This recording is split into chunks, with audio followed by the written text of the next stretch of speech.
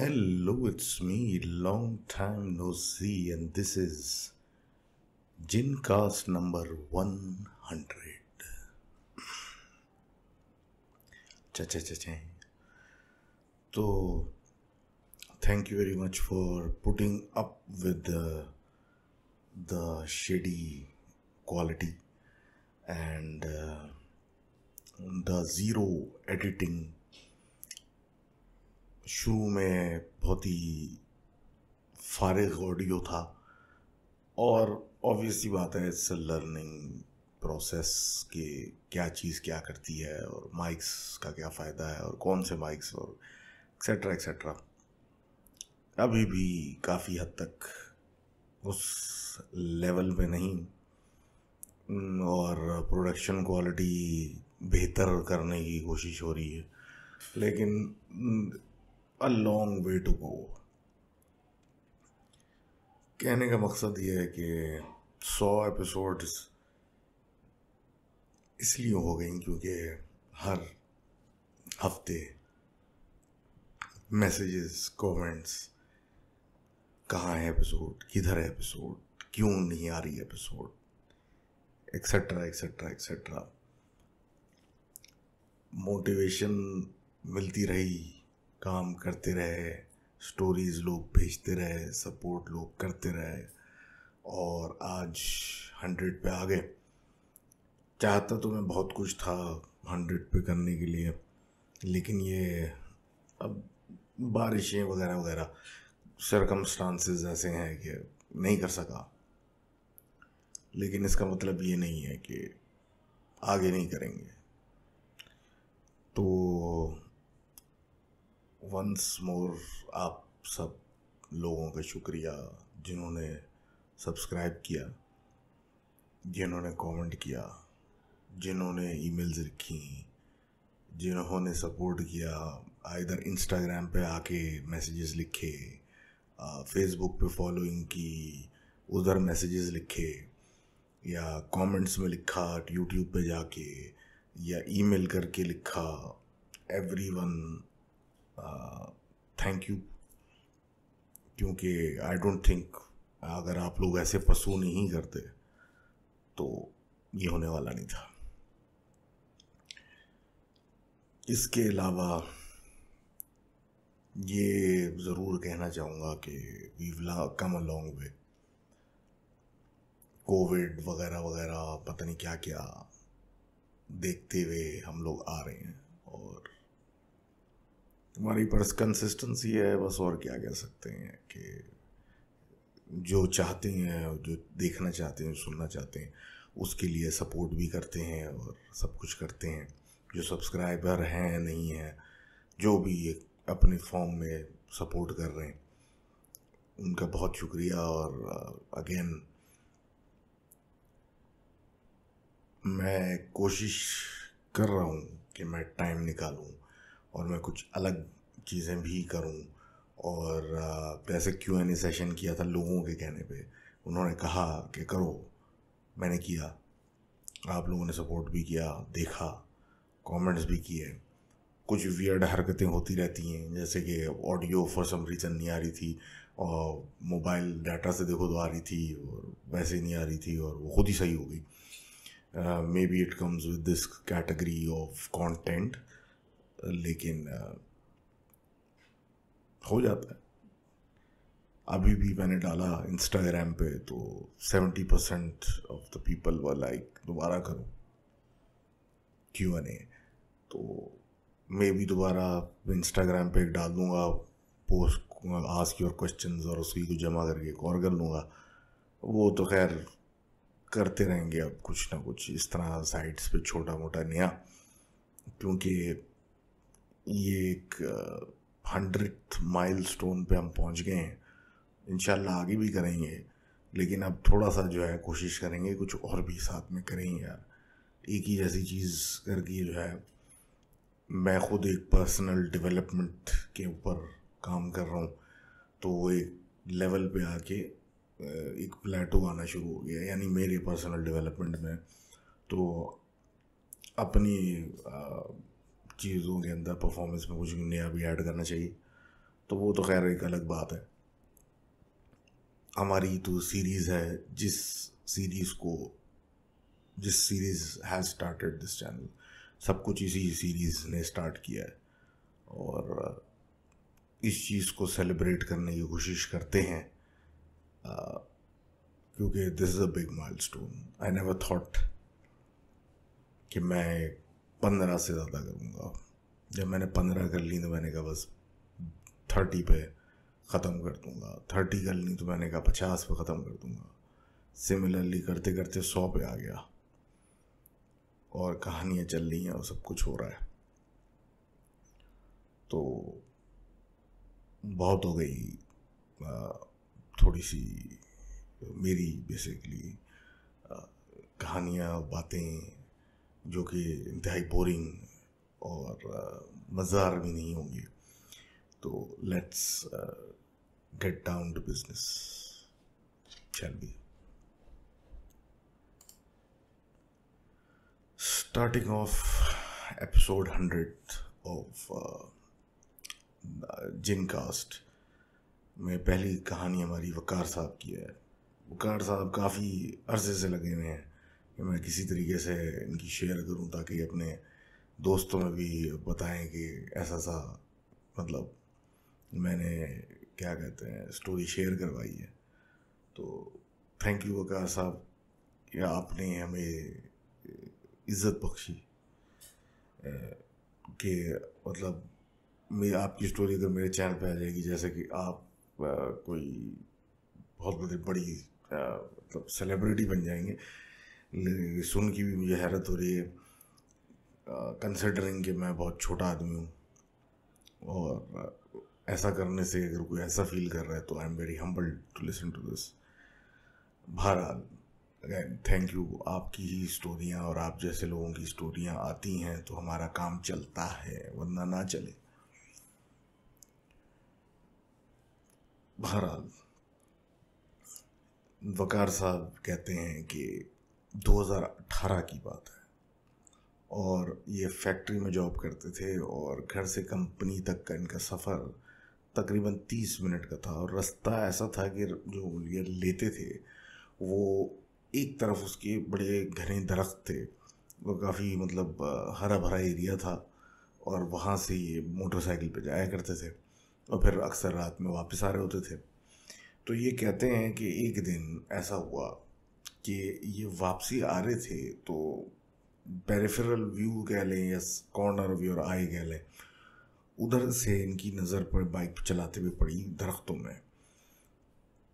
वहाँ इन्होंने देखा कि एक बकरी या बकरे जैसी कोई चीज़ खड़ी हुई थी। अब ये जा रहे थे तो एक तजस्सुस हुआ कि ये क्या था, मतलब कोई बंदा खड़ा हुआ है जानवर लेके या इस तरह की कोई बात। तो थोड़े से स्लो हो गए, बाइक पे थोड़े से स्लो होने के बाद जब इन्होंने पलट के देखा जस्ट टू कंफर्म कि मैंने क्या देखा था, तो अब वहाँ कोई बकरा या कोई जानवर नहीं था, अब वहाँ एक औरत खड़ी हुई थी अजीब गंदे से हुलिये में, उसके मुंह पे उसके बाल आए हुए थे, और अजीब किस्म की मतलब मैली सी लग रही थी, जैसे कि किसी गंदम के ढेर में से निकली हो, बिल्कुल गंद चिपका हुआ। अब ये कहते हैं कि मैं बिल्कुल ही स्लो था और मैंने उसको देखा, तो उसने ऐसे ही खड़े खड़े एकदम बिल्कुल ज़मीन पे आ गई अपने हाथ पैरों पे, और हाथ पैरों के ऊपर वो एकदम से उलट गई, मकड़ी की तरह वो थी, लेकिन उसका मुंह जो था वो ऊपर की तरफ देख रहा था और सर पीछे करके मतलब वो आने लगी। तो ये मतलब लिटरली चीख मार के इन्हें बाइक भगा दी। कहते हैं इतनी मैं स्पीड में था कि आगे जाके मैंने किसी गाड़ी को मतलब मार दिया, और टांग वांग मेरी टूट गई, और लिटरली मैं बेहोश हो गया तकलीफ से। और जब अस्पताल में आँख खुली तो घर वाले मतलब बता रहे हैं कि ये क्या किया, ये किया, वो उन्होंने उनको बताया, लेकिन बहरहाल काफ़ी अरसा लगा इनको ठीक होने में। उसके बाद दोबारा काम शुरू किया, मतलब वहीं फैक्ट्री वगैरह, तो मतलब दूसरे रूट से जाना शुरू कर दिया। तो thank you very much for sharing that story. और पता नहीं लोग कहते हैं कि पलट के नहीं देखना चाहिए, तो शायद this is one of the reasons कि आपको पलट के नहीं देखना चाहिए। अब बात हो रही है अब्दुल रहमान की। अब्दुल रहमान साहब कहते हैं कि जून 1996 की बात है, इनकी वालदा जो थी कराची यूनिवर्सिटी में पढ़ती थी उस ज़माने में, और 15 दिन का एक टूर था, मतलब पाकिस्तान टूर टाइप की चीज़, जो पूरी मतलब उनका बैच जा रहा था। और टूर में तीसरा स्पॉट जो था वो एबटाबाद था। एबटाबाद पे उतर के एक हॉस्टल था, यूथ हॉस्टल, उधर ये लोग सारे रुके और वहाँ से ठंडियानी चले गए। और ठंडियानी में घूम फिरने के बाद शाम को तकरीबन 5 साढ़े 5 बजे तक ये वापस उस हॉस्टल में आए। अब ये कहते हैं कि भाई इन लोगों ने मतलब थके हुए थे, लेकिन बहरहाल अपना खाना वाने का इंतज़ाम किया, लड़कियों ने खाना वाना बनाया, और ख़ासकर इनकी वालदा, उनका ग्रुप जो था, जो 3 लड़कियां उनकी वालदा को मिला के 4 का था, उन्होंने बाहर मतलब खाना वाना सर्व हुआ, सब कुछ हुआ, बैठे बातचीत किए। अब एक अजीब सा इशू ये चल रहा था कि जो सिक्योरिटी गार्ड था उस हॉस्टल का, वो बार बार आके इन लोगों को, किसी को नहीं कह रहा था, इन लोगों को, इन 4 लड़कियों को कहता था कि रात को कमरा लॉक करके आपने सोना है। तो अब ये शुरू में तो जी हाँ ठीक है, लेकिन फिर इरिटेट भी होना शुरू हो गई कि आखिर क्या मर्ज़ है ये। और वो बार बार इनको आके कहता था, बार बार बार बार। अब ये कहती हैं कि भाई फिर जाहिर सी बात है शाम तो हो गई थी, हम थक भी चुके थे। अब ये घर मतलब रूम में गई तो रूम में अंदर से लॉक करने का कोई मैकेनिज़्म नहीं था, क्योंकि जो नॉब था वो अंदर से ख़राब था, तो एक अलग मसला हो गया। और उसके इतने ज़्यादा प्रेशर और इनहिसार पे कि ये करना है करना है करना है करना है, ये थोड़ा सा मतलब ये ख़ुद भी पैरानॉइड हो गए थे सारे। तो इन लोगों ने कहा अपने बराबर में, मतलब डिफरेंट कमरों में लोगों को, कि हमें बाहर से अगर लॉक करने का ऑप्शन है, एक चाबी थी उससे लॉक करने का, तो आप कर दें, और सुबह जो है हमें 6 बजे जो भी उठे वो हमें खोल दे। तो फेयर इनफ बराबर वाला रूम था ये वो, तो ओके। ये लोग कमरे में गई, रात को बाहर से लड़कों ने बंद कर दिया, चाबी रख ली, और ये अपना बातें कर रही थी। 2 लड़कियां एक तरफ थीं रूम की और 2 लड़कियां एक तरफ, जो मतलब दूसरी तरफ थीं, उधर 2 लड़कियां खिड़की के पास थीं, ये खिड़की से दूर थीं। अब ये कहते हैं कि जो इनकी वालदा हैं हमारे दोस्त की, वो एक आदत होती है हर किसी को कि रात को सोने से पहले आयतें वगैरह पढ़ते हैं, दरूद शरीफ पढ़ते हैं, आयतुल कुर्सी पढ़ते हैं, सब कुछ। तो एक आदत थी, वो उन्होंने पढ़ी और लाइट ऑफ, लड़कियां सो गई। कहते हैं जी थोड़ी देर के बाद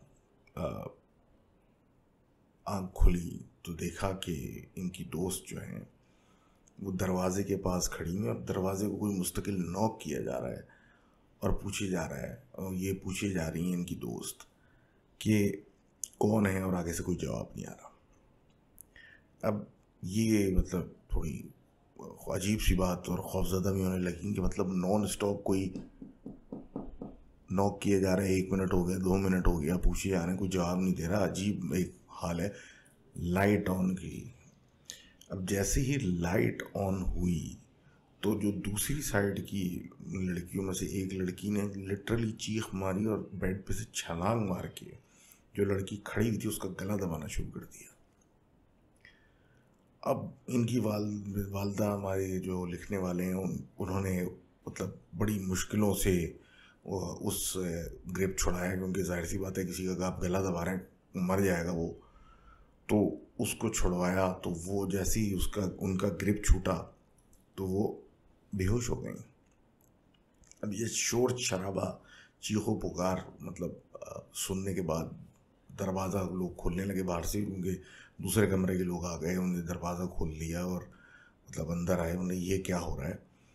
तो बताने लगे भाई इतना क्या हो रहा है। उतनी देर में वो लड़की जो बेहोश हुई थी वो होश में आई तो उसको काफ़ी तेज़ बुखार हो चुका था।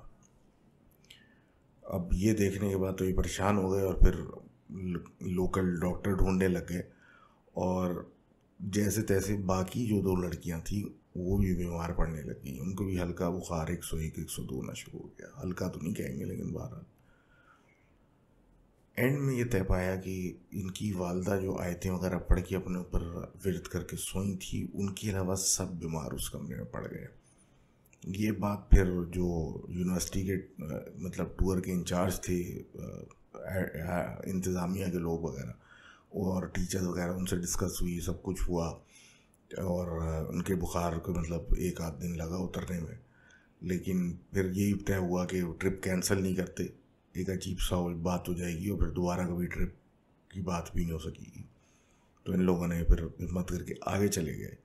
लेकिन ये एक अजीब सी बात थी जो समझ से बाहर थी कि ये उस कमरे में क्या था। और जाने से पहले तक ये सब पूछते रहे उस गार्ड से, लेकिन वो बिल्कुल खामोश रहा। उसने एक लफ्ज़ नहीं बताया कि उस कमरे में क्या माजरा है। तो thank you very much for sharing that story. और ये एक माजरा है कि ये मुझे समझ में नहीं आता कि अगर दिस समथिंग इज़ वियर्ड और आपको लग रहा है, मतलब गार्ड साहब जो थे वो इतने परेशान थे कि वो बार बार कहते लॉक करना, ये करना, वो करना, तो या तो आप पहले ही बोल देते कि इस कमरे को हम खाली रखेंगे और XYZ रीज़न दे के उसको खाली रखते और किसी को देते नहीं, तो फिर ना बताना समझ में आता। अब जब आपने किसी को वहाँ ठहरा दिया, उसके साथ कुछ हो गया, तो ना बताने का फ़ायदा क्या। एक आपने चीज़ तो क्रिएट, एक मिस्ट्री जो क्रिएट हो चुकी, तो इसका अब क्या होगा। मतलब आज भी कितनी पुरानी बात है, 96 की बात कह रही है, तो मतलब सीधी सी बात है। खैर, उनकी पर्सनल चॉइस। और मूविंग ऑन, हम बात करते हैं गोकू की। और गोकू साहब कहते हैं कि इनका ताल्लुक, और हाँ ये नाम बेस्ड ऑन ड्रैगन बॉल जी है, लेकिन ऑब्वियसली वो अपना नाम नहीं बताना चाह रहा, उसकी मर्जी। खैर, आगे बात वो ही कर रहे थे कि ये हरियाणा से लिखते हैं और ये बताते हैं कि 5 साल पहले ये 5वीं छठी क्लास में थे। तो ये उस वक्त का इंसिडेंट है कि स्कूल के जो है वो बाहर कह लें एक बड़ा सा ग्राउंड था जिसकी एक तरफ एक हॉस्पिटल थी। मतलब काफ़ी बड़ी जगह थी जिसको मतलब ये लोग as a playground use करते थे। अब मैं ये अजूम कर रहा हूँ कि ये एज ए प्ले ग्राउंड मतलब स्कूल के बाहर गए, हो सकता है स्कूल मतलब वही ग्राउंड यूटिलाइज कर रहा हूँ, आई डोंट नो बिकॉज वो डिटेल्स नहीं दी हुई। लेकिन अजूमिंग स्कूल के फ़ौरन बाहर एक बहुत बड़ा एरिया था जहाँ पे एक तरफ हॉस्पिटल था और दूसरी तरफ वो दूर दूर आबादी थी और it was a huge area. Like इनकी बात समझ के लग रहा है कि एटलीस्ट 2-3 क्रिकेट स्टेडियम जितनी बड़ी जगह। तो ये कहते हैं कि ज़्यादातर जब ये वहाँ पे मतलब निकलते थे खेल कूद के लिए, तो ये अजीब सी वो जगह थी। उस ग्राउंड में कभी नींबू और इस तरह की पिन लगी हुई चीज़ें, खून जमा हुआ, कोई टूटी हुई खोपड़ी के हिस्से, इस तरह की अजीब किस्म की चीज़ें मिलती थी जो कि ब्लैक मैजिक से एसोसिएटेड है। और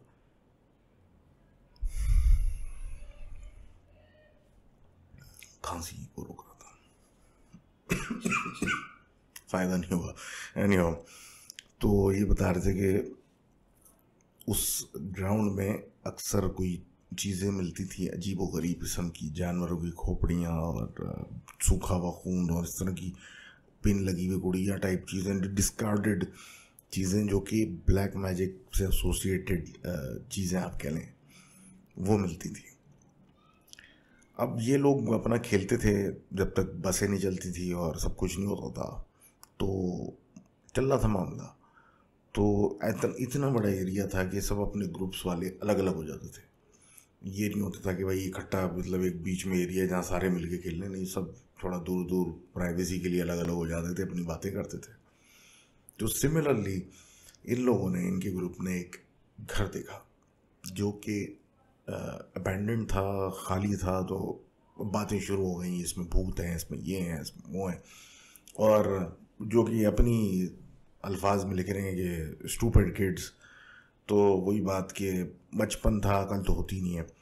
तो एक दोस्त ने इनको चैलेंज किया कि भाई फला इस घर में घुस जाओ और मतलब घर घुसने दिखाओ और ये वो।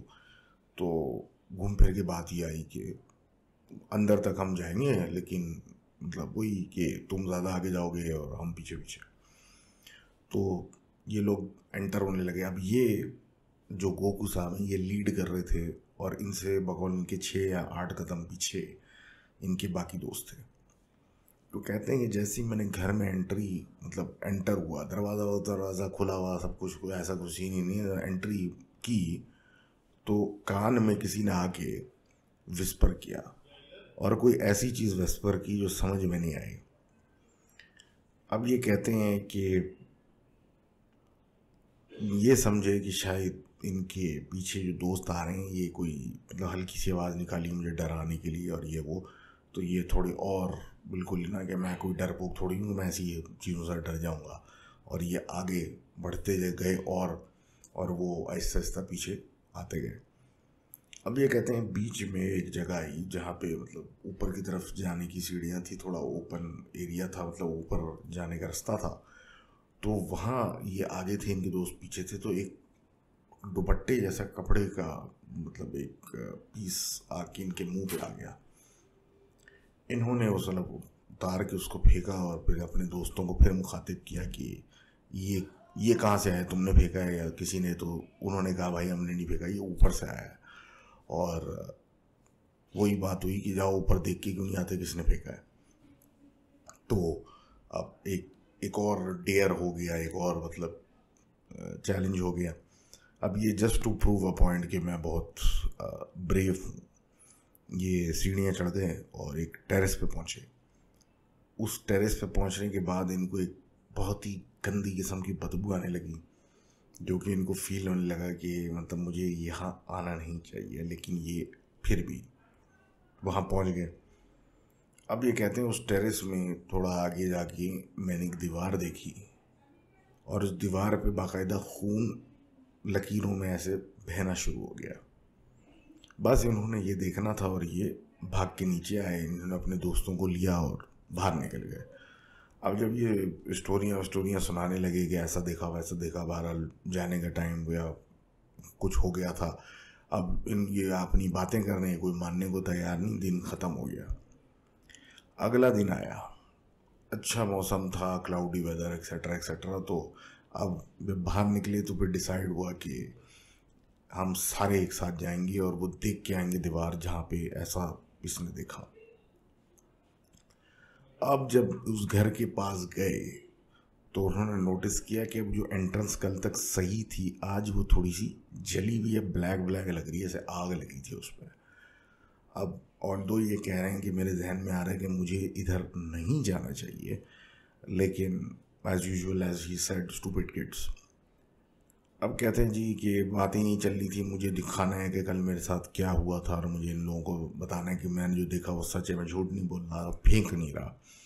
तो एक दोस्त थी इनकी, वो एक इन एक्शन ऑफ ब्रावाडो कह लें, उन्होंने एक कोने पे बेर का दरख्त था, उसमें से एक बेर तोड़ा, उसको बीच में से खाली किया और एक छोटे से पर्चे पे लिखा मैं तेरा बाप हूँ, उसको उसमें घुसेड़ा और बॉल की तरह खींच के उस घर के अंदर मतलब फेंका, मारा, या जो भी दिखाने के लिए कि भाई अगर कोई है तो देख लेंगे, वो ये वो करके।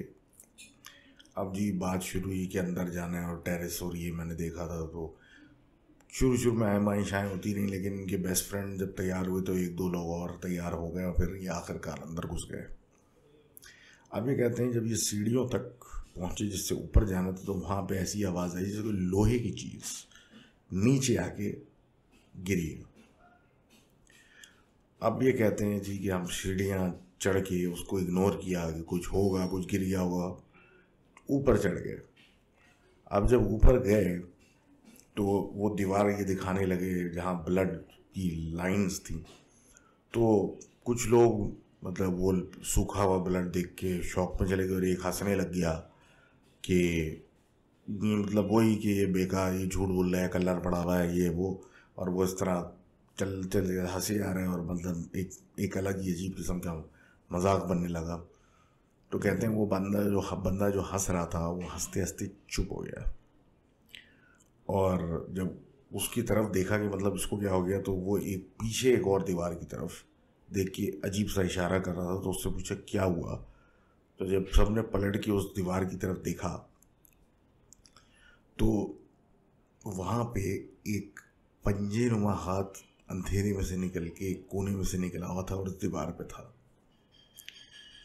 उसको देख के ये सारे मतलब कुछ पूछे बगैर नीचे भागना शुरू किया। और बकौल इनके कि वो एक ऐसी नेगेटिव एनर्जी जो थी वो उस खूनी पंजे को देख के दीवार पे आई कि बस कोई रुकने को तैयार नहीं, और भागते हुए नीचे निकले बाहर। अब जैसे ही बाहर निकले घर से, उस घर से थोड़ा ही आगे गए होंगे, मतलब इतना होगा कि वो घर कोई 25 मीटर या 50 मीटर इनसे दूर होगा। तो एक तो दोस्त रुकी नहीं, वो तो भागते ही चला गया और वो जाके जो स्कूल की बस थी उसमें आके बैठ गया। तो इनकी पीटी टीचर खड़े हुए थे।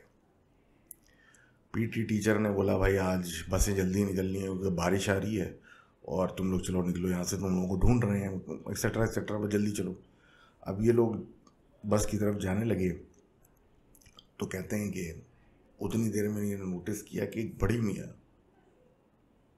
जिन्होंने ऑकवर्डली बहुत ज़्यादा सर्दी के कपड़े पहने हैं, यानी कोट स्वेटर वगैरह, वो हाथ में एक छड़ी भी है, वो एकदम से सामने आ गया। तो एक लड़के ने बड़े आराम से पूछा कि आप इस घर को मालूम जानते हैं, यहाँ कौन रहता है? तो उन्होंने कहा कि यहाँ तो मैं रहता हूँ। ये सुनने के बाद सारे लड़कों ने एक दूसरे को देखना कि हैं क्या, ये क्या बात कर रहे हैं। जब पलटे तो अंकल गायब हो चुके थे। किसी ने आओ देखा ना तो सीधा बस में चले गए। बस में जाते ही बैठने लगे तो जिस लड़के ने वो बेर फेंका था वो सीट पे बैठा, तो उठा तो देखा सीट पे कुछ पड़ा हुआ है। तो सीट पे वही बेर पड़ा था जिस पर उन्होंने भरमबाजी में लिखा था कि मैं तेरा बाप हूँ, और पर्चे उसको बेर में डाल के फेंका था, उनकी सीट पे पड़ा था।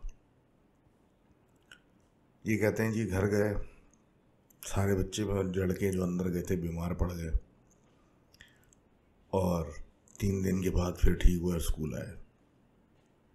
कहते हैं अब ब्रेक होती है, कुछ भी होता है, हम उस घर से 10 क्या कहते हैं मील दूर रहते हैं भाई, करीब भी नहीं जाते। लेकिन अब हम सोच रहे हैं कि हम दोबारा चक्कर लगाएं प्रॉपर प्लानिंग के साथ। मैं तो सिर्फ आपसे ये बोलूँगा कि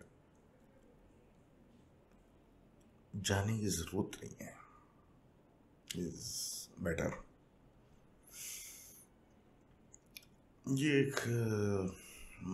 एक फीलिंग ऑफ ब्रावाडो सब कुछ होती है कि मैं जाऊँगा, मैं देखूँगा, मैं ये करूँगा, मैं वो करूँगा।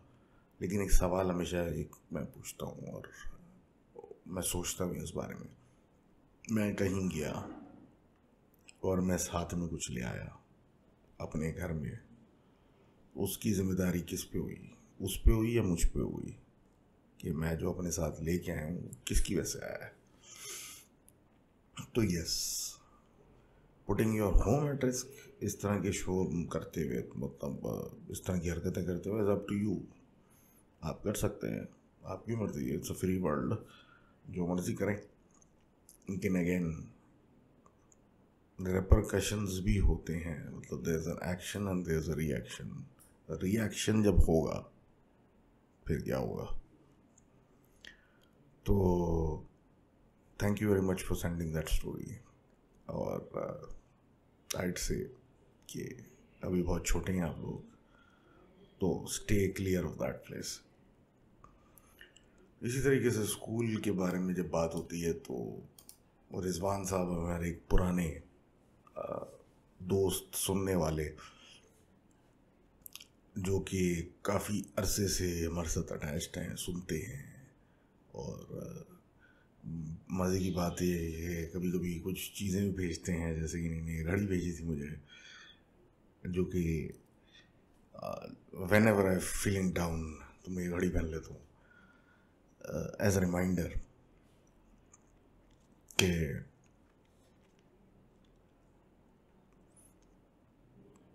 जब काम करते हैं तो फिर इस तरह के रिवॉर्ड्स भी आते हैं। तो it's not always about sacrificing. तो जब आपने एक चीज़ पे एफर्ट लगाया, इतना टाइम लगाया, सब कुछ लगाया, तो कुछ मिल भी रहा है।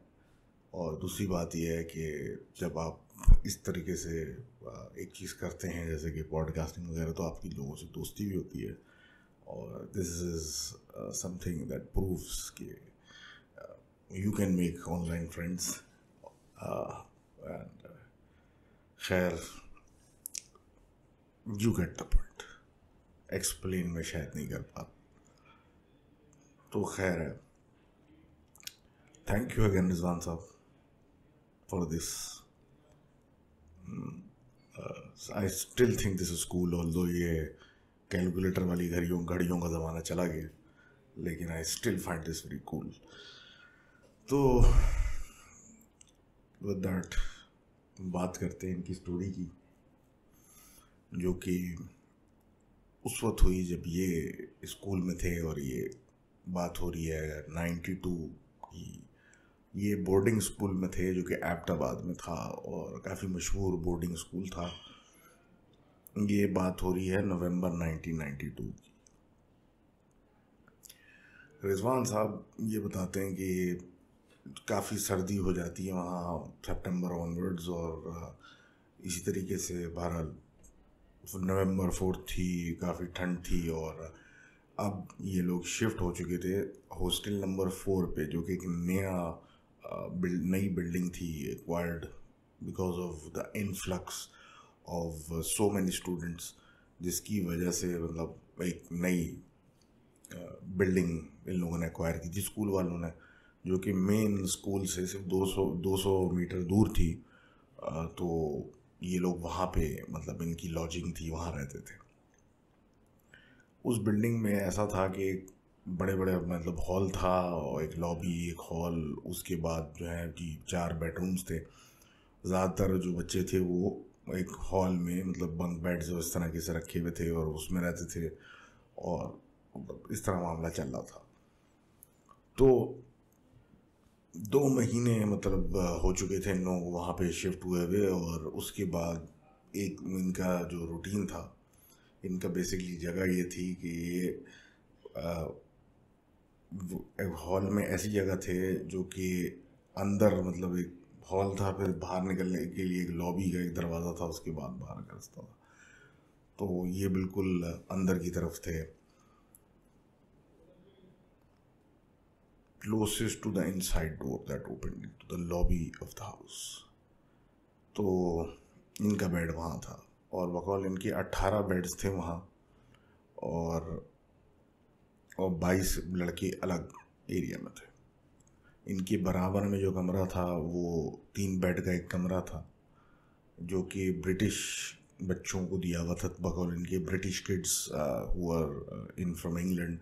उनके अम्मा अब्बा ने उनको दाखिला दिया हुआ था, कराया हुआ था, तो वो यहाँ रहते थे। और उनका एक अलग था, और उनका एक सेपरेट वॉशरूम था, जो कि उसी कमरे के अंदर था। तो एक मतलब अच्छी सेटिंग वाला उनको मिला हुआ था। इनकी उनसे बातचीत थी, और मतलब आना जाना रहता था। तो अब ये कहते हैं इनका जो मेन जो इनका रूटीन था स्कूल का वो काफ़ी रिजिड था, मतलब एक फिक्स रूटीन था जो काफ़ी टफ था, और वो सबको फॉलो करना है कि फजर से पहले सो के उठना है, फजर पढ़नी है, और पहले कुरान पढ़ना है, फिर फजर पढ़नी है, उसके बाद जॉगिंग करनी है, उसके बाद नाश्ता मिलेगा, उसके बाद स्कूल जाना है, उधर फिर बाद जोहर पढ़नी है, जोहर के बाद लंच मिलेगा, उसके बाद आपको रेस्ट करने को दिया जाएगा, उसके बाद फिर असर पढ़नी है, फिर खेलने कूद का टाइम है, मगरिब पे प्ले टाइम इज़ ओवर, और उसके थोड़ी सी देर में आपको स्टडी टाइम के लिए वापस जाना पड़ेगा मेन क्या कहते हैं मतलब बिल्डिंग के अंदर जहाँ होमवर्क वगैरह वगैरह सब ये चीज़ें होती हैं। उसके बाद ईशा के बाद लाइट्स आउट। ये इनका स्केड्यूल था। अब ये कहते हैं कि 4 नवंबर की बात है, 4th, कि इनकी तबीयत थोड़ी सी डाउन थी, और इतनी भी डाउन नहीं थी लेकिन डाउन थी, ऐसा लग रहा था कि बुखार आ रहा है या फ्लू सी फीलिंग आ रही है। तो इन्होंने अपने केयर टेकर जो बोर्डिंग मतलब का उधर का केयर टेकर था बशीर, उसको कहा कि भाई मैं आज स्टडी करने वहाँ नहीं जाऊँगा, मेरी तबीयत कुछ ठीक नहीं लग रही है। और 6 बजे का टाइम था, मगरिब हो चुकी थी, अजान मतलब आफ्टर अजान, और बिल्कुल ही रोशनी हल्की होती जा रही थी, अंधेरे से पहले वाला टाइम था। तो ये कहते हैं कि लाइट चली गई। अब लाइट जाने के बाद बशीर साहब जो थे उन्होंने आके एक जो आउटसाइड डोर था उसके पास खिड़की के पास एक मोमबत्ती जला के रख दी थी, मतलब ये थे। इसके बाद जो है वो एक दरवाज़ा है, वहाँ एक खिड़की है, वहाँ पे एक मोमबत्ती रखी हुई है फासले पे थोड़ा, और वो अपने किसी काम से निकल गए, और ये वहाँ लेटे हुए थे अपने बंक पे ब्लैंकेट डाल के, और सोच रहे थे कि यार हल्की मेरी तबीयत इतनी भी ख़राब नहीं है, लेकिन यार मैंने आज जो है ना बड़ा मतलब सेट काम किया है, और मैं आराम से चिल करूँगा, रिलैक्स करूँगा। और ये अपना ये सोच रहे थे कि इनकी जो है वो नज़र उस मोमबत्ती पे पड़ी। मोमबत्ती को देखा तो अनयूजुअली कह रहे हैं उसका जो फ्लेम होता है वो आंच, वो फ्लेम जो था वो नॉर्मल से ज़्यादा लंबी लग रही थी। इन्होंने सोचा कि ऐसी मोमबत्तियाँ इन्हें अपने ग्रैंड पेरेंट्स के यहाँ देखी भी है फैसलाबाद में, तो ऐसे कुछ नहीं होता, तो इन्होंने उसको इग्नोर कर दिया। अब कहते हैं जी थोड़ी देर के बाद मैंने नोटिस किया कि वो मोमबत्ती जो है उसका जो खासकर फ्लेम जो है वो करीब आ रहा है, मतलब इतना सा नज़र आ रहा है तो बढ़ता जा रहा है, जैसे करीब आ रहा है। अब तो कमरा घुप अंधेरा, एक सिर्फ उसी की लाइट है और वही आगे बढ़ रहा है।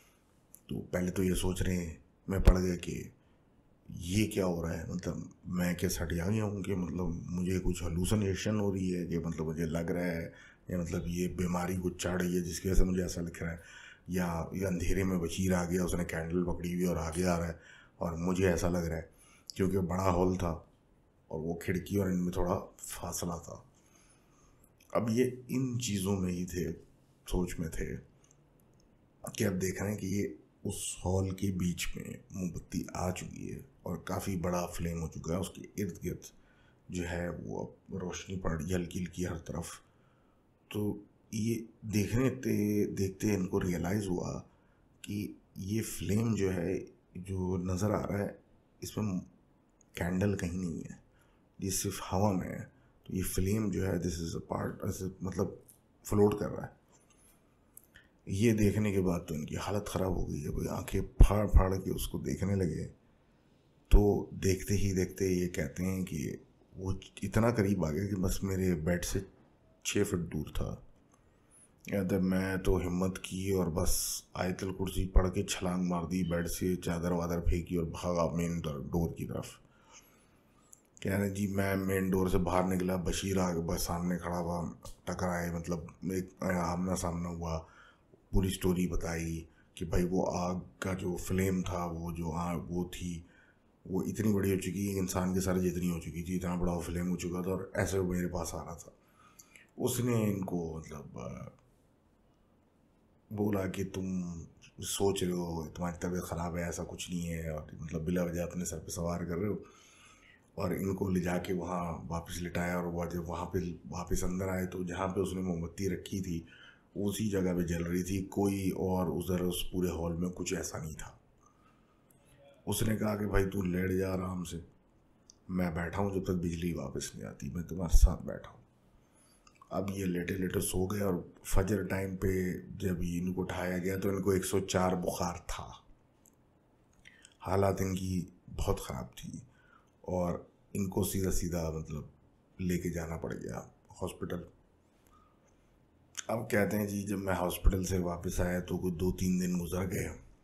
3 दिन के बाद संडे को ये कहते हैं कि वापस आए, तो पता चला कि जो बराबर में वो 3 लड़के इंग्लैंड से आए हुए थे वो जा चुके हैं, और उनकी फैमिली आई थी वीकेंड पे और वो उनको ले जा चुकी है। और कोई एक्सप्लेनेशन नहीं है कि वो क्यों गया, क्या हुआ। और जैसे ही ये वापस आए तो ये जो मोमबत्ती वाली स्टोरी थी, इनको बशीर ने कहा कि ख़बरदार ये किसी को बताई तो अच्छा नहीं होगा। एक तरीके से कहने का मतलब ये था कि किसी को आपने बतानी नहीं है। वक्त गुज़रा, 22 नवंबर को ये कहते हैं कि इनके अपने वालिदैन इनसे मिलने आए। इन्होंने उनको बताया कि मेरे साथ क्या हुआ था, मैंने क्या देखा था, मोमबत्ती वाली बात थी, ये सब कुछ। तो इनके वालिद साहब ने बस इनको दिसंबर तक रखा उस स्कूल में, उसके बाद वापस मतलब घर बुला लिया। और कहते हैं 94 में तो खैर हम लोग शिफ्ट ही हो गए, लाहौर से यूके चले गए, तो वो बात ही ख़त्म हो गई। कहते हैं 6 साल गुजर गए, मैं यूनिवर्सिटी में आ गया। 2000 की बात है। ये इंजीनियरिंग पढ़ रहे थे, तो उस यूनिवर्सिटी के अंदर एकदम से इनको बड़ी एक फेमिलियर सी आवाज़ आई, और उसने आवाज़ दी वही अपने लोकल स्टाइल में कि रिजवान तू। तो रिजवानी जो थे उनको देख के मतलब हैरान रह गए कि वो जो इंग्लैंड वाले 3 लड़के थे उनमें से एक अब्बास था वो। तो दोस्ती हो गई, बातचीत हुई, सब कुछ हुआ। अब फिर वही बात निकली कि भाई तुम लोग गए क्यों, फिर वो बात निकली कि मैं बताऊंगा तो तुम मजाक नहीं उड़ाओगे। तो आहिस्ता आहिस्ता करके फिर उसने बताया कि भाई आप बीमार हुए, हॉस्पिटल गए, और जिस दिन आपको हॉस्पिटल लेके जाया गया उस रात हम तीनों जो थे इस मूड में नहीं थे कि तो कुछ खाएं जो मतलब डाइनिंग हॉल में मिल रहा है, हमें अच्छा नहीं लग रहा था। तो हमने पहले तो ये कि हमारा मूड, तबीयत भी अजीब सी लग रही थी, तो हम रात को गए नहीं स्टडी सेशन पे। उसके बाद क्योंकि खाना भी हमने अब सोचा हुआ था कि कुछ अच्छा खाने का मूड है, तो हमने बशीर को कुछ पैसे दिए थे कि मार्केट से, बड़ा मार्केट से जाके कुछ अच्छा लिया। तो वो गया हुआ था, मगरिब के बाद का टाइम था।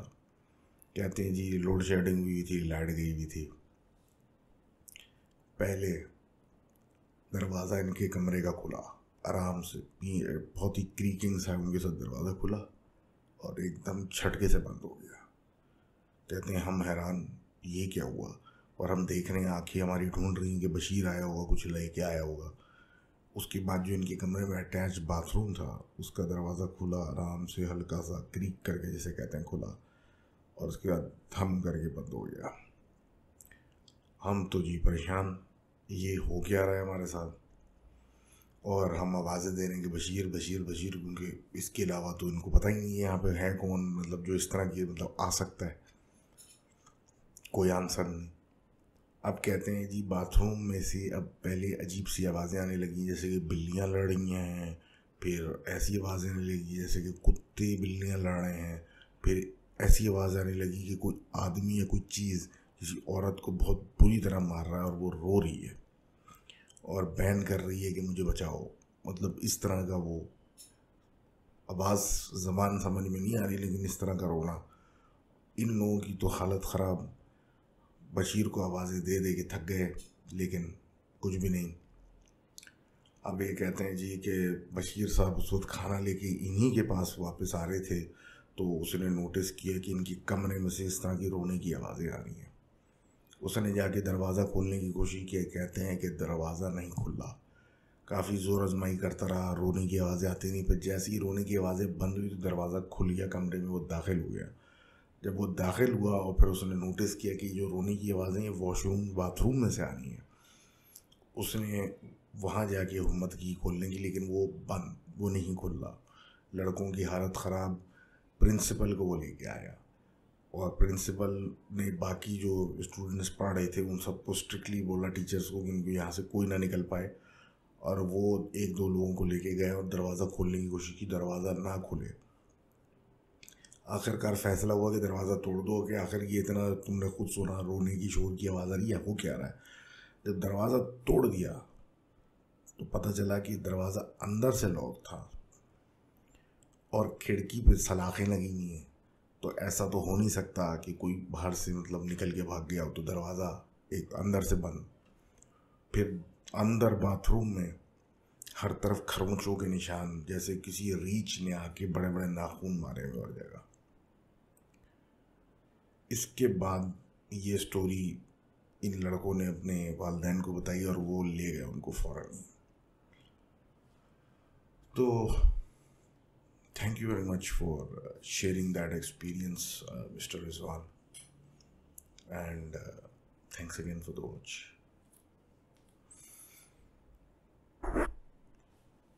तो ये एक माजरा, बहरहाल आगे बात करते हैं और बात करते हैं जनाब हारिस अहमद साहब की। ये कहते हैं जी कि मेरा जो मामू का घर है वो डबल पोर्शन घर है, जहाँ पर इनके नाना 70 की दहाई में बनाया था उन्होंने।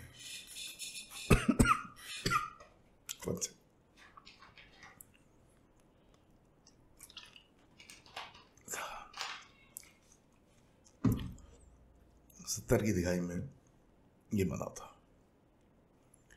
अब ये कहते हैं जनाब कि ये जब 8-10 साल के थे तो नाना का इंतकाल हो गया, उसके कुछ अरसे के बाद नानी का इंतकाल हो गया, फिर कुछ अरसे के बाद मामू का इंतकाल हुआ, लेकिन वो आउट ऑफ कंट्री थे। और इस तरह का हुआ कि किसी को पता ही नहीं चला कि उनका कब इंतकाल हुआ और वो कब उनको दफना दिया गया। और उसके बाद भी कोई ख़ास घर में पोस्ट जनाजा एक्टिविटीज़ ऐसी ख़ास नहीं हुई, लेकिन इतने हैवी लेवल पे नहीं हुई। बहरहाल कहते हैं टिल टुडे इस घर में काफ़ी टाइम ऐसा हुआ कि सुपर नेचुरल किस्म की हरकतें हुई, जिसमें से कुछ ये अपना इनकाउंटर्स बता रहे हैं कि एक दफ़ा रात में इनके मामू बताते हैं, क्योंकि 3 मामू इनके रहते थे, ग्राउंड फ्लोर पे बड़े मामू और 2 इनसे छोटे मामू ऊपर वाले फ्लोर पे रहते थे। तो इनके ऊपर वाले मतलब रहने वाले एक मामू जो थे वो टेरेस में, जो कि इस तरह था कि ऊपर के फर्स्ट फ्लोर के टेरेस पे लाउंज से कॉरिडोर निकलना है टेरेस की तरफ, और उस कॉरिडोर में मतलब XYZ और भी रास्ते होंगे, मेनली वो टेरेस की तरफ है। तो लाउंज से होते हुए वहाँ जाना है। तो वहाँ पे लिटरे भी थे, बिजली थी नहीं, ऊपर अपने मुंह पे चादर डाली हुई। वो कहते हैं इनको फील हुआ कि कोई चलता हुआ आया और बाकायदा 10 कदम उसके इनको टेरेस पे चलते हुए आते हुए फील हुए। इनको लगा इनकी वाइफ है, तो इसलिए वो अपनी चारपाई पे बेड पे लेटे रहे। इन्होंने मतलब परवाह नहीं की, अपना लेटे रहे। उसके बाद वो जो भी था वो आके इनके पैरों के पास बैठ गया, तो उनको कंफर्म हो गया कि मेरी वाइफ ही होगी। तो ये अपना लेटे रहे। थोड़ी देर गुजरी तो वो जो भी था उसने इनके पैर को पकड़ के हिलाना शुरू कर दिया। अब ये कहते हैं कि जब हिलाना शुरू किया तो मैंने अपनी वाइफ का नाम पुकारा, लेकिन जवाब कोई नहीं मिला। अब जब जवाब कोई नहीं मिला तो मैंने मतलब हटाया मुंह पे से कपड़ा, मतलब चादर, देखने के लिए कौन है। तो वहाँ कोई था ही नहीं। अब हैरत अंगेज मतलब ये हरकत, ये उठे और मतलब आगे पीछे देखा तो कोई भी नहीं वहाँ पे। पूछते हुए गए तो सब लोग छत पे, छत पे गए तो सब सो रहे। तो वही बात हुई कि हम में से तो कोई नीचे नहीं आया। जब ये बात डिस्कस हुई तो कोई ऐसा आदमी नहीं जिसने आगे इनको उठाया। तो ये हुआ। फिर कुछ अरसे के बाद फिर कह रहे हैं लाइट गई हुई थी, और इनके एक और जो तीसरे मामू हैं वो ग्राउंड फ्लोर पे लाउंज में बैठे हुए थे, और गैस वाले बल्ब होते थे पहले, गैस मतलब वो लगा के फिर फिलामेंट लगा के जलाते थे। तो इनकी गोद में इनकी 6-7 साल बेटी थी, जो कि मतलब उसका मुंह जो था वो पीछे लाउंज के उधर भी जिस तरह ऊपर था नीचे भी था, कि लाउंज से कॉरिडोर का रास्ता था जो एक तरफ क्या कहते हैं गैराज की तरफ जा रहा था, और दूसरी तरफ एक बैल्कनी सी मतलब कोई ओपनिंग की तरफ मिलाता था। तो ये कहते हैं कि जी मैं लाउंज में बैठे हुए थे तो एकदम से दरवाज़ा खुला हुआ था, मतलब उसका कोई ऊपर से नीचे आ रहा हो या वटेवर। तो बच्ची ने बताया अपने अब्बा को यानी मामू को कि दरवाजे से अभी एक औरत गुजरी है बाहर की तरफ, मतलब गई है ऊपर से उतर के उधर। उन्होंने बोला कौन, कहा कि वही उसके कपड़े सफ़ेद हैं, उसके बाल भी सफ़ेद हैं, वो ऐसी है वो ऐसी है। इनको बड़ा शॉकिंग लगा, लेकिन किसी ने उसकी बात पे यकीन नहीं किया, क्योंकि अव्वल तो बच्ची थी, दूसरी बात ये कि वो पहली दफ़ा उस बच्ची ने ऐसी कोई बात की थी। वो एक अलग अजीब सी बात थी, लेकिन कहा यह जाता है कि बच्चों को ऐसी चीज़ें नज़र आती हैं। अब ये कहते हैं इनके साथ खुद क्या हुआ कि ये इनकी वालदा इनकी बाजी मामू के घर रुकने आई थी। तो ये 13-14 साल के होंगे। तो नीचे का जो लाउंज था ग्राउंड फ्लोर का, उसमें ऊपर वाले फ्लोर से आने वाली सीढ़ियाँ उतरती हैं, और मतलब उस कॉरिडोर के दरवाजे के पास तक ऊपर से आके अगर किसी ने बाहर निकलना है तो उधर से ही निकल सकता है। तो ये लोग अपना वहाँ बिछा के मतलब सोने की ये जगह बना रहे थे। तो कहते हैं कि हम तीनों ने सीढ़ियों से किसी को नीचे आते हुए सुना। और वो जो आ रहा था वो मतलब ऐसा आ रहा था कि जिस तरह हील्स पहन के कोई उतर रहा होता है, तो वैसे बाकायदा आवाज़ आ रही थी कि कोई नीचे उतर रहा है। अब वे कहते हैं कि मेरा वहम हो सकता है, लेकिन हम तीनों ने सीढ़ियों पे फॉलो किया कि ऊपर हल्की आवाज़ थी, जैसे जैसे नीचे आता जा रहा है आवाज़ बढ़ती जा रही है, जैसे कोई टक टक करता हुआ नीचे आ रहा है। और वो आया, जो भी आदमी या औरत, वो उतरी और वो कॉरिडोर से बाहर की तरफ चली गई। और ये हमने क्लियर अपने कानों से देखा और सुना कि वहाँ कोई नहीं था, और लेकिन आवाज़ आ रही थी। अब ये कहते हैं हमने ये सब मतलब आवाज़ लोगों को बताई, और ये भी बताया कि जिस कॉरिडोर से वो बाहर की तरफ आवाज़ जा रही थी या जो भी जा रहा था, वहाँ पे एक कपड़े सुखाने के लिए रस्सी लटकी हुई थी। वो बाकायदा इनकी और उनकी बहन ने हिलते हुए देखी, जैसे कि किसी ने उसको टच किया है। तो अगेन इसका कोई जवाब नहीं मिला कि ये क्या है। और फिर ये बताते हैं कि इनके एक और मामू छत पे बैठे हुए सिपारा पढ़ रहे थे, तो उनको महसूस हुआ कि सीढ़ी चढ़ के कोई ऊपर आ रहा है, और कोई बूढ़ा आदमी आ रहा है जो आराम आराम से सीढ़ियाँ चढ़ रहा है। तो ये समझे कि इनके बड़े भाई जो कि थोड़ी उम्र में बड़े हैं वो आ रहे हैं, वो स्लो स्लो चढ़ते हुए, तो उनसे कोई काम होगा तो उनको ढूंढते हुए ऊपर आ रहे हैं। तो ये रुक गए पढ़ने से और इंतज़ार करने लगे अपने बड़े भाई का ऊपर आने की। तो कहते हैं चलने की आवाज़ें आती रहीं, इनफैक्ट उस वक्त तक आती रहीं जब तक ऐसा लग रहा था कि बस बंदा बाहर निकलेगा, सामने आएगा, लेकिन सीढ़ियों से कोई नज़र नहीं आ रहा। फिर एकदम से एक गश ऑफ विंड, हवा की इतना तेज़ झोंका इनको पड़ा कि ये पूरे कांप गए, और ये आयतें पढ़ते हुए नीचे भागे। कहते हैं कि इस इंसिडेंट के बाद इनके ये वाले मामू काफ़ी परेशान हुए, और ये क्योंकि काफ़ी रिलीजियस थे तो उन्होंने रिसर्च करना शुरू कर दी, पढ़ना शुरू कर दिया डिफरेंट चीज़ों पे और घर पे।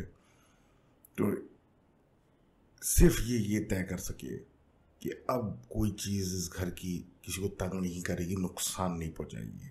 लेकिन फिर वो बात सवाल उठ गया कि इस घर में जैसे इनके वालिद वालदा नाना नानी और वो एक मामू जो कि अचानक से मर गए, किसी को पता नहीं चला इन स्लीप, वो स्टोरी क्या थी या उसका इससे कोई रिलेशन है, तो कुछ अंदाज़ा नहीं है। Thank you very much for that story. और अगेन इस वक्त तो मैं ये कहना चाहूँगा कि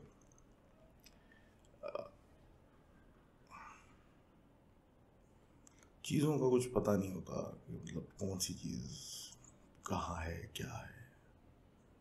वक्त के साथ चीज़ों के जवाब मिल जाते हैं, तो मे बी ज़रूरी नहीं है कि लोगों की डेथ्स उस चीज़ से रिलेटेड हो, क्योंकि हर किसी का एक वक्त तो मुकर्रर है।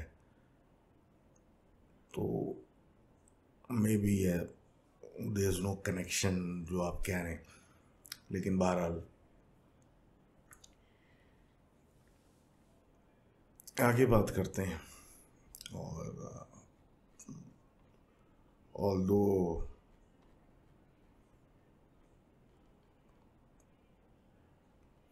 आप लोग इंतज़ार कर रहे होंगे कि मैं कोई बहुत शानदार सेशन करूँगा, I am trying my best. Again I would like to thank you for all your submissions. आप ही की वजह से ये कहानियाँ हैं, ये कहानियाँ मैं सुना रहा हूँ।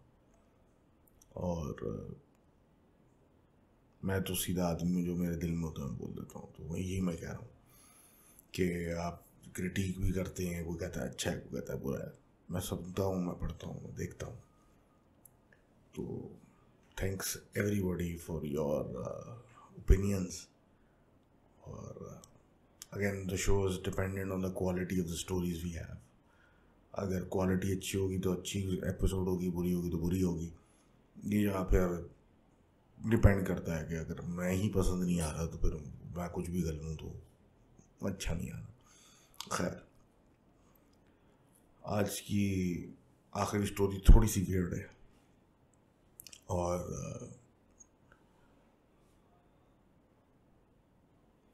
थोड़ा सा मुझे भी सोचने में समझने में टाइम लग रहा है उसको, लेकिन बहरहाल अगले ने लिखा इस तरीके से कि again I would like to reiterate कि जो ज़बान में आप लिखना कंफर्टेबल समझते हैं ना, या आपके लिए वो बिल्कुल बेसिक मतलब मादरी ज़बान है आपकी, लेकिन अगर उस वो केस है कि आपकी मादरी ज़बान मैं नहीं समझ सकता, तो जो सेकंड बेस्ट है जो कि यूनिवर्सल होगी, जैसे उर्दू हो गई, इंग्लिश हो गई, उसमें डाल दो।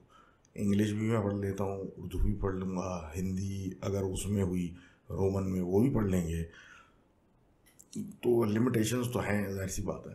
तो लेकिन अगर आप वैसे आपको इंग्लिश पे इतना कंट्रोल नहीं है, लेकिन जो ट्राइंग, अच्छी बात है, आप ट्राई करें, कोई ज़बान सीखें, अच्छी बात होती है। लेकिन अगर कोई इस तरह की चीज़ कन्वे कर रहे हैं तो आप रोमन उर्दू में लिख दो, इफ़ इट्स ईजियर। और अगर आप रोमन उर्दू में नहीं, मतलब आपकी वीक है, उर्दू वीक है, आप इंग्लिश वाले हैं तो इंग्लिश में लिख दो उसको आसानी से, मतलब फिर वो बंदा इमेजिन कर लेता है, वो कर लेता है। क्योंकि जब मुझे समझ में नहीं आती तो फिर मैं आगे क्या बताऊँ। खैर, अपार्ट फ्रॉम दैट, ये है सादिया की कहानी। और सादिया कहती हैं कि मैं सदर कराची के पास रहती हूँ और यूनिवर्सिटी स्टूडेंट हूँ, और अभी मैं 23 साल की हूँ। और ये कहानी जो है उस वक्त की, जब मैं 20 साल की हुई थी, और मेरे घर पे एक बर्थडे पार्टी थी। मेरे घर वाले जो कि मतलब बड़े क्लोज हैं हम लोग सब, उन्होंने सब सर्कल वालों को बुलाया था। और मेरी जो बेस्ट फ्रेंड है बेसिकली वो कज़न ही है, तो उनकी जो वालदा हैं उनका बाकायदा बहुत रिलीजियस लोग हैं, और उनका एक प्रेयर सर्कल है जहाँ पे मतलब ये सब इबादत करती हैं सारी औरतें मिलके, और मतलब एक बाकायदा एक क्लोज सर्किट, मतलब उनका एक प्रेयर ग्रुप है जो नमाज़ें वगैरह वगैरह, रोज़े वगैरह करते रहते। तो ये सारे लोग बुलाए हुए थे, ख़ानदान के, क्योंकि 20th बर्थडे मेरे घर वाले बहुत खुशी से सेलिब्रेट कर रहे थे, मैं भी बहुत एक्साइटेड थी।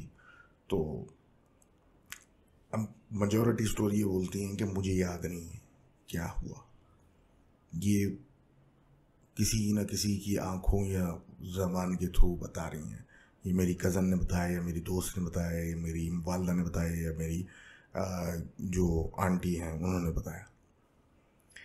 अब ये कहती हैं कि बर्थडे वाला दिन था, लोग आना शुरू हुए, शाम को लोग आने लगे, जो दूर से आने वाले थे वो आने लगे वगैरह वगैरह, एक हल्ला गुल्ला का माहौल था। एकदम से मुझे रोना आने लगा, पता नहीं क्यों मेरा दिल अजीब सा भारी होने लगा। कहती हैं कि मैंने अम्मा को बोला कि मेरी तबीयत अजीब सी, मैं थोड़ी देर लेटने जा रही हूँ, ये कमरे में चली गई। अब कहती हैं जी कि इनकी वालदा इनके पीछे गई आधे एक घंटे के बाद, कि मतलब लोग आ रहे हैं, क्या हुआ। तो कह रही हैं कि ये सो रही हैं, और सोते में ये कमरे में जब उनकी वालदा एंटर हुई तो इन्होंने रोते हुए उन पर चिल्लाना शुरू कर दिया कि मैं यहाँ से जाना नहीं चाहती।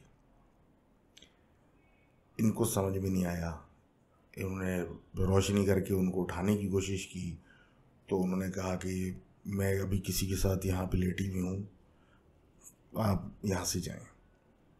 ये सुन के अजीब लगा, क्योंकि लड़की की आंखें बंद और ऐसा लग रहा है वो सो रही है और सोते में से जवाब दे रही है, जैसे सोते में से कोई बात करता है कभी कभी वैसे। इनको उठाया गया तो इनकी आंखें लाल थीं, सूजी हुई, और इनके होंठों में से खून बह रहा था, जैसे कि इनने अपने आप को काटा है।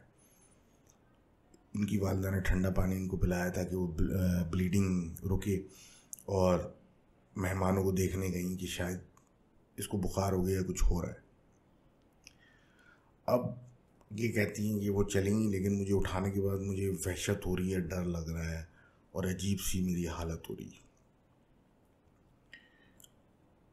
पता नहीं क्यों कहती हैं कि मुझे ऐसा कोई फीलिंग आने लगी कि मुझे कुछ हो रहा है, और इस तरह का नहीं हो रहा है कि मुझे कुछ बीमारी हो रही है। कि मैंने आवाज़ दी अपनी वालदा को कि मेरी जो दोस्त है, यानी इनकी कज़न, उनकी वालदा को यानी इनकी आंटी को बुलाएं, दोस्त को नहीं, उनको बुलाएं।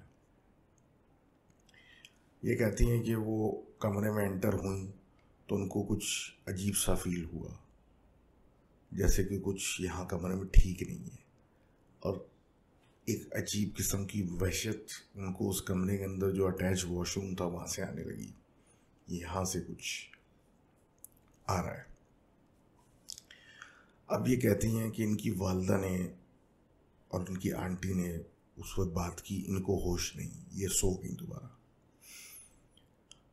और फैसला ये हुआ कि कोई प्रॉब्लम यहाँ पे अजीब किस्म की हो रही जो हम एक्सप्लेन नहीं कर सकते, आप अपनी बेटी को हमारे साथ घर भेज दें। एक तो वैसे ही बर्थडे पार्टी में जिसकी बर्थडे थी वो बीमार पड़ गई और एक अजीब सा माहौल हो गया, लेकिन ये बात एक अलग मसला। कहती हैं इनको होश नहीं, लेकिन इनकी जब आँख खुली तो ये इनको ले जाया जा रहा था इनकी आंटी के घर। अब जो कहती हैं कि पहला दिन पहली रात तो तबीयत थोड़ी बेहतर लगी, और एक गेस्ट रूम में ये थी और अच्छा लग रहा था, लेकिन ऐसा फ्लू जैसी फीलिंग थी। लेकिन पहली रात तो गुजर गई, इन पे दम वगैरह होते रहे। अगले दिन सो के उठी तो इनकी जिस्म पे नील ब्रूजेस थे जो कि दिखाए गए, तो ऐसा लग रहा था किसी मर्द ने आके या किसी चीज़ ने आके इनको मतलब बड़ी लंबी लंबी उंगलियों से मारा है, ऐसे ऐसे करके, तो उसके निशान। अब ये हैरत की बात थी।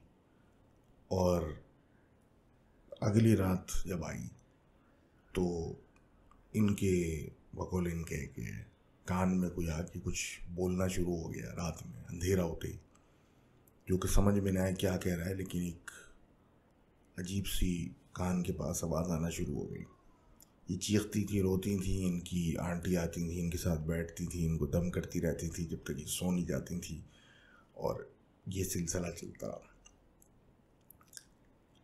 इनकी आंटी अगले दिन जब कमरे में आई, ये उठ नहीं रही थी देखने के लिए कि अभी तक सो रही है, तो उन्होंने देखा कि कमरे के अंदर 2-3 जगह पे बड़े बड़े दीवार पे खरोंचे के निशान थे।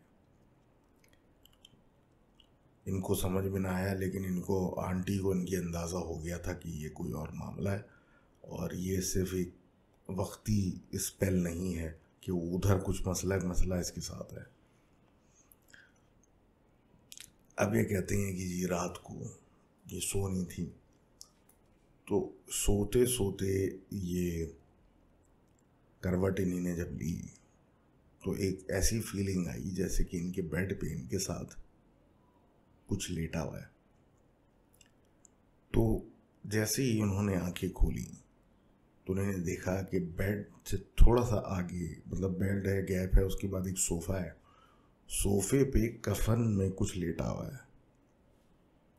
कहती हैं हैरत से मैं उसको देखने लगी तो उस कफन का कपड़ा इतना कह लें आप, आदमियों का तो नहीं होता इतना, मतलब हैवी, औरतों का ज़्यादा होता है। तो जो कफन का कपड़ा था उसमें से बाकायदा कोई एक जिस्म नज़र आ रहा था, जिसका जो बॉडी का हाल था जैसे कि कोई फ्रेश बॉडी है और उसकी रंगत बहाल है, लेकिन शक्ल कैसी है समझ में नहीं आ रही थी।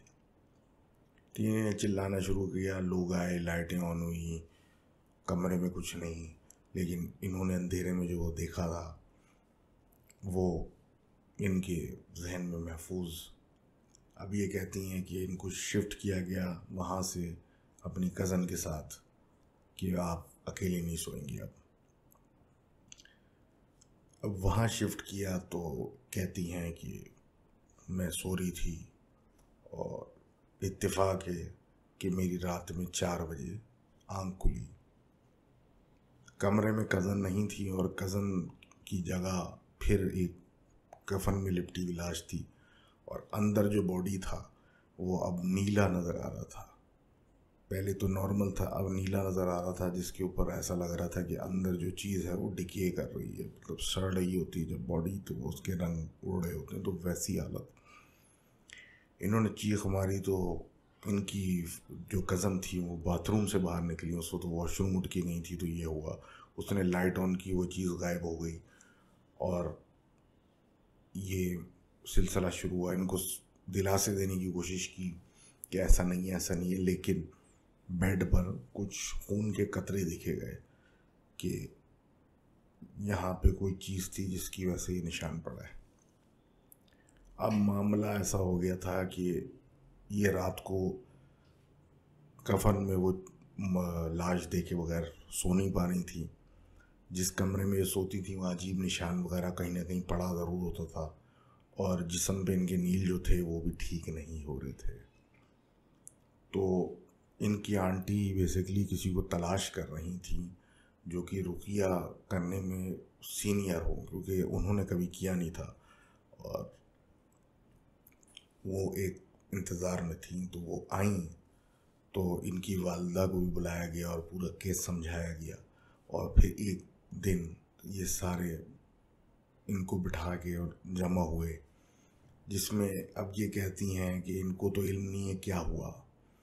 ये इनकी माँ, इनकी जो आंटी हैं, शायद मामी हैं, वो और इनकी वालदा बताती हैं कि जब ये मामला शुरू हुआ था तो उस कमरे में इनकी बिल्ली, यानी मामी की बिल्ली आ गई थी और वो ऐसे बिहेव करने लगी कि उस कमरे में कुछ चीज़ है जो किसी को नज़र नहीं आ रही और वो उसको फॉलो करके वो जो एक बिल्ली थोड़ी सी अकड़ जाती तो वैसी आवाज़ें नहीं निकालने लगी। उसको हटा के फिर जब पढ़ाई शुरू हुई और प्रेयर शुरू हुई तो इन्होंने ऐसा हाल इनका हो गया जैसे कि मिर्गी का दौरा पड़ता है, तो वैसे ही होने लगी और उसके बाद इनके तो याददाश्त ख़त्म। कहते हैं जनाब कि इनको पानी, जमजम का पड़ा हुआ पानी पिलाने की कोशिश की, इन्होंने उल्टी कर दी, मुंह में डालते ही उलट दिया और उसके बाद इनके पास से कोई ऐसी हवा उड़ी जिससे लोग थोड़े से झटके से पीछे हट गए, लेकिन ये लोग बोला गया कि आप पढ़ते हैं और पीछे मत हटिएगा, अगर आप पीछे हट गए तो मामला और ख़राब हो जाएगा। ये अपना पढ़ते रहे, उनको ऊपर पढ़ाई करते रहे, ये लेटी रहीं और बकौल इनके कि इनकी जिस्म कभी अकड़ता कभी सुकड़ता, कभी इनके मुंह पे कोई तमाचा मारता। और इनकी वालदा क्योंकि जब लड़की की हालत ये देख के थोड़ा आगे बढ़ी तो उनको बाकायदा किसी ने मुंह पे थप्पड़ मार के पीछे फेंक दिया। अब ये बताती हैं कि जनाब ये हाल हो गया कि बीच में एकदम से ऐसा लगा कि ये मरने वाली हैं, तो एम्बुलेंस भी बुला ली और उसके इत्तेफाक के बाद ये नॉर्मल हुई। ये सब होने के बाद और वो जो मुअल्लिमा बुलाई थी, वो उनसे बात हुई कि ये क्या हुआ है, तो उन्होंने कहा कि इनके पीछे कोई ज़बरदस्ती कोई चीज़ को भेजा गया है और वो पीछे नहीं हटेगी जब तक वो या तो इनको अपने कब्ज़े में ना ले ले या इनको मार ना दे। ये कहती हैं कि हम लोग शिफ्ट कर गए हैं पाकिस्तान से और अभी तक ये तलाश जारी है कि हमारे ऊपर ये क्या हुआ है और किसने किया, क्यों किया, और मैंने तो किसी को कुछ बिगाड़ा भी नहीं है। उसके बावजूद ये हाल है।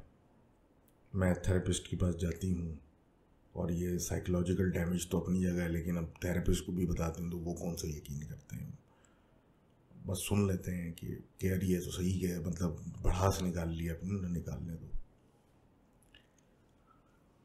और दुआओं में याद रखने को कहा है कि बस दुआएं हम पढ़ रहे हैं और अपनी रेगुलर नमाजें वगैरह फोकस कर रहे हैं सात समंदर पार, ताकि जो भी अमल है वो कम से कम वो हमारे पे इफेक्ट करे। लेकिन क्यों क्या कोई जवाब हमारे पास नहीं है। एक दफ़ा हमने वापस पाकिस्तान चक्कर लगाने की कोशिश की थी, जिस दिन हम उतरे थे उसी दिन इनकी पीठ पे बाकायदा एक लंबा सा खरोचे का निशान पड़ गया था। उसके बाद से वापस नहीं आए। तो thank you very much for sharing that story and this was episode 100। Energy थोड़ी सी मेरी डाउन है बिकॉज मेरे एक दोस्त हैं, उनकी भाई बहुत क्रिटिकली इल है और दुआओं की इल्तिमास है। बाकी thank you again for supporting me, bringing me this far. मैं तो कभी सोच भी नहीं सकता था मैं यहाँ पॉडकास्टिंग कर रहा हूँ। It's been a long journey. Thank you very much, appreciate the support. और इंशाल्लाह कुछ नया करेंगे तो आप भी इंजॉय करें, हम भी इंजॉय करते हैं। और सी यू सून। अल्लाह हाफिज़।